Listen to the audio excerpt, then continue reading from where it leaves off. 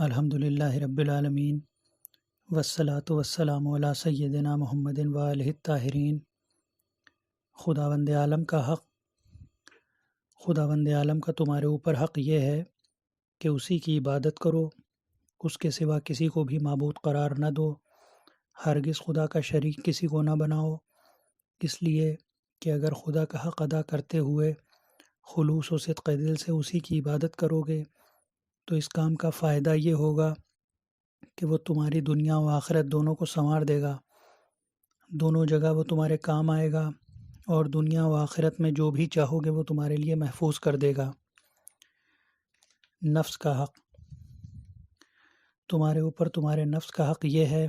کہ اس کو خداوند عالم کی اطاعت و بندگی میں لگاؤ، اس کی مخالفت سے نفس کو بچاؤ، اس طرح سے کہ اپنی زبان، کان، آنکھ، ہاتھ، پیر، شکم اور زیر شکم کے ذریعے ان کے حقوق ادا کرو اور اس بارے میں خدا سے مدد طلب کرو۔ زبان کا حق یہ ہے کہ اس کو برائی اور بیہودہ گوئی سے محفوظ رکھو اور اسے نیک و شائستہ بات کہنے کا عادی بناؤ، اس کو باادب بناؤ، اس کو ضرورت کے وقت یا دین و دنیا کے فائدے ہی کے لیے استعمال کرو، ورنہ اسے بند رکھو۔ اپنی زبان کو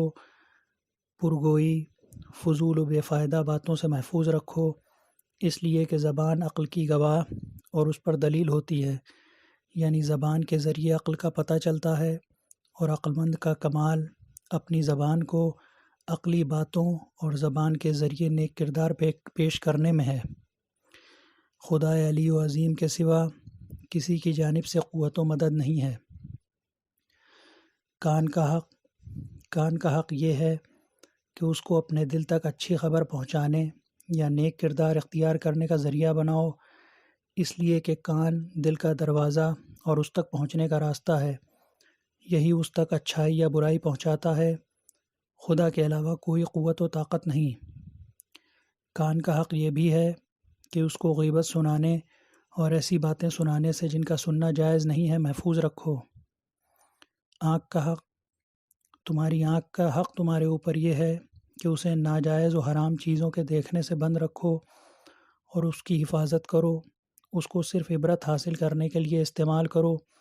جس سے صاحب بصیرت ہو جاؤ، یا اس سے علم حاصل کرو، اس کو ذریعہ علم بناؤ، اس لیے کہ آنکھ عبرت کا وسیلہ ہے، اور آنکھ کا حق یہ بھی ہے کہ اس کو ہر طرح کی ناجائز چیز دیکھنے سے بند رکھو اور آنکھ کے ذریعے عبرت حاصل کرو۔ پیر کا حق، تمہارے پیروں کا حق تمہارے اوپر یہ ہے کہ ان کے ذریعے کسی ایسی جگہ نہ جاؤ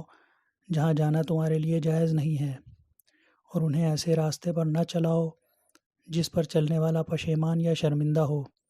اس لیے کہ یہی پیر تم کو اٹھائے رہتے ہیں، یہی تمہیں دین کی طرف لے جانے والے ہیں اور دین کی جانب سبقت کا سبب بنتے ہیں۔ خدا کے علاوہ کوئی طاقت نہیں۔ انہی پیروں کے ذریعے پل صراط پر کھڑے ہوگے، لہٰذا توجہ دو، کہیں ایسا نہ ہو کہ تمہیں لڑکھڑا دیں اور تمہیں آتش جہنم میں گرا دیں۔ ہاتھ کا حق، تمہارے اوپر تمہارے ہاتھوں کا حق یہ ہے کہ انہیں کسی ایسی چیز کی طرف نہ بڑھاؤ جو تمہارے لیے جائز نہیں ہے، ورنہ آئندہ عذاب الہی میں گرفتار ہوگے اور لوگوں کی زبان ملامت سے بھی محفوظ نہیں رہو گے۔ خیال رکھو کہ انہیں واجب کاموں سے نہ روکو، اور ہاتھوں کا اس طرح احترام کرو کہ اس کو حرام کاموں سے بچاؤ اور اس سے بے ضرر کاموں کو انجام دو، اس لیے کہ اگر ہاتھ اس دنیا میں حرام سے محفوظ رہیں اور انہیں عقل و منطق کے مطابق استعمال کیا جائے تو انسان آخرت میں بہترین ثواب کا مستحق ہوگا۔ پیٹ کا حق، تمہارے پیٹ کا تمہارے اوپر یہ حق ہے کہ اسے حرام چیزوں کا ظرف قرار نہ دو، چاہے وہ حرام چیز کم ہو یا زیادہ، اور حلال میں بھی میانہ روی کا خیال رکھو، حد سے تجاوز نہ کرو، تقویت کی حد سے شکم پوری اور بے مروتی کی حد تک نہ پہنچو۔ جب بھی شکم بھوکا یا پیاسا ہو تو کنٹرول کرو، اس لیے کہ ضرورت سے زیادہ پیٹ کا بھرنا پیٹ کو نقصان پہنچاتا ہے، سستی کا سبب ہوتا ہے کہ جس کے نتیجے میں ہر نیک اور اچھے کام سے محروم رہ جاتے ہو۔ نشہ آور اور مست کرنے والی چیز پینا اپنی اہمیت کو کم کرنا ہے جو جہالت و نادانی اور بے مروتی کا سبب ہے۔ شرمگاہ کا حق۔ تمہاری شرمگاہ کا تمہارے اوپر حق یہ ہے کہ اس کو ہر اس کام سے محفوظ رکھو جو تمہارے لیے جائز نہیں ہے۔ اس کے ذریعے محرمات سے چشم پوشی کرنے میں مدد حاصل کرو، اس لیے کہ یہ بہترین مددگار ہے، اور موت کو بہت زیادہ یاد کرنے اور نفس کو خوف خدا دلانے کے ذریعے مدد حاصل کرو۔ اس راہ میں محفوظ رہنا اور تائید کی توفیق خدا ہی کی جانب سے ہے، خدا کے علاوہ کوئی قوت و طاقت نہیں ہے۔ اور تمہاری شرمگاہ کا تمہارے اوپر حق یہ بھی ہے کہ اس کو زنا سے محفوظ رکھو اور نامحرم کی نگاہ سے چھپاؤ۔ اہدنا الصراط المستقیم۔